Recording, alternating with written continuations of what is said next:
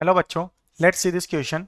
Late a equals to matrix cos alpha minus sin alpha cos alpha a tends to r such that a raised to power 32 equals to 0 minus 1 1 0 then a value of alpha is. यहाँ पर हमें alpha की value find करनी है.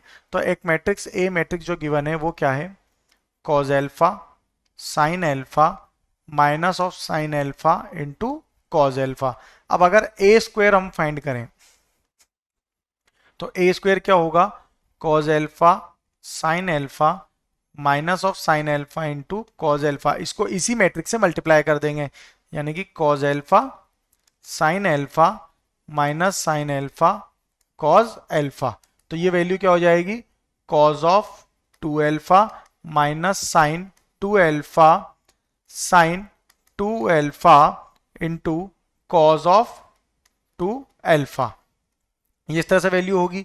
अब similarly अगर ए cube find करेंगे तो ए क्यूब की वैल्यू भी क्या आ जाएगी? यहां से ये हो जाएगा cos of 3 alpha minus sine 3 alpha cos, यहां पर होगा sine 3 alpha and the last term is cos 3 alpha. तो अब अगर A raised to power 32 find करेंगे तो ए रेस्ट टू पावर 32 भी यही होगा, that is cos 32 alpha sine 32 alpha minus sine 32 alpha and cos 32 alpha.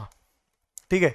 और ये वैल्यू किसके इक्वल गिवन है? यहां जो मैट्रिक्स गिवन है 0 माइनस 1 1 0 0 माइनस 1 1 0. तो यहां से अगर हम देखें तो कॉस 32 एल्फा जो है कॉस, ये हमारे क्या गिवन है?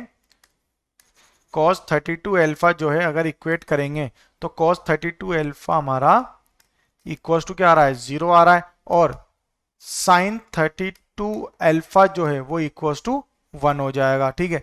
तो यहां से इक्वेट कर सकते हैं, that is 32 alpha equals to क्या हो जाएगा यहां पर?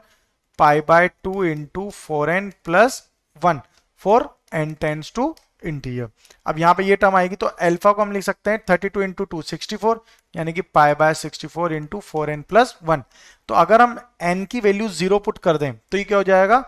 Pi by 64. तो एल्फा की वैल्यू डायरेक्टली हम यहां से लिख सकते हैं pi by 64 4 n equals to 0. जब n की वैल्यू 0 होगी तो एल्फा की वैल्यू क्या होगी? पाई बाय 64 होगी. Okay, so our final answer is pi by 64. That is option D. Best of luck.